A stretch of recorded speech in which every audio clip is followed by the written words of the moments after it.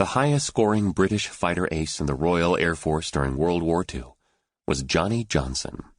In his memoir, Wing Leader, Chatto and Windus, 1956, he reveals the impact that the legendary legless Douglas Bader's leadership made upon him and his fellow young pilots in the early, hazardous days of the Battle of Britain. When Bader was eventually shot down, he became a prisoner of war. Johnson writes, "At Tangmere, we had simply judged Bader on his ability as a leader and a fighter pilot, and for us the high sky would never be the same again. Gone was the confident, eager, often scornful voice, exhorting us, sometimes cursing us, but always holding us together in the fight. Gone was the greatest tactician of them all. Today marked the end of an era that was rapidly becoming a legend. The elusive, intangible qualities of leadership can never be taught, for a man either has them or he hasn't. Bader had them in full measure, and on every flight had shown us how to apply them.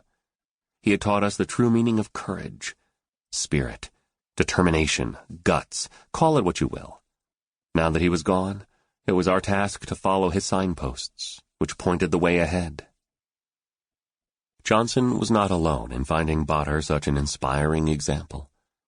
In a letter to the Times, 12th December 1996, the widow of another celebrated pilot, Hugh Dundas, who flew with Bader in 1940 and 1941, quoted from her husband's wartime letters to her about his commanding officer.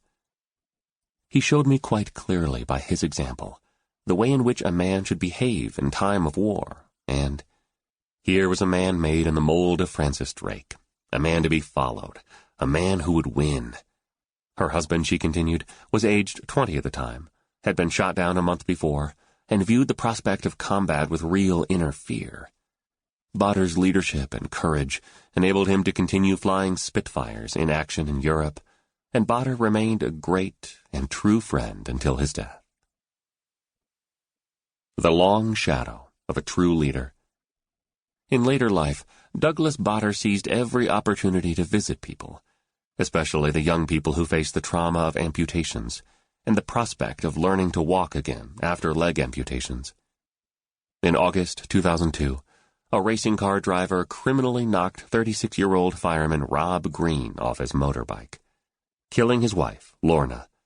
Scarred by bad burns, Rob also lost both legs. As the drugs wore off, he became terribly depressed. "I felt so empty," he says. "I had lost everything. My beloved wife, the active life I had loved, my work. I wish I had died, too. I never considered suicide, but I felt dying would have been much easier than living the life I had been left with." The final stage of his recovery was at a London hospital, where he spent 3 months learning to walk using artificial limbs.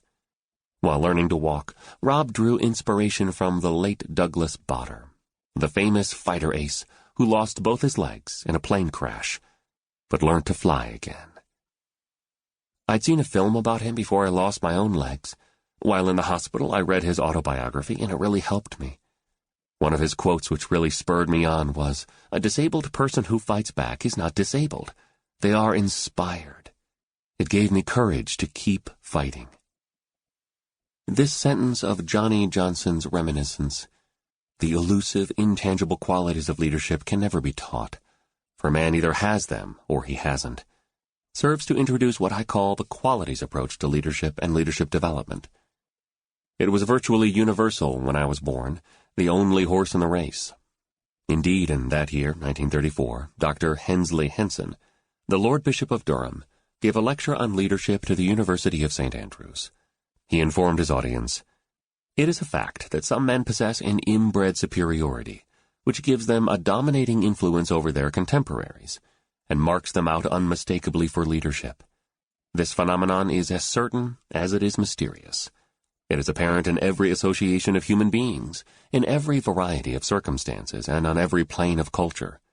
In a school among boys, in a college among students, in a factory, shipyard, or a mine among the workmen, as certainly as in the church and in the nation, there are those who, with an assured and unquestioned title, take the leading place and shape the general conduct.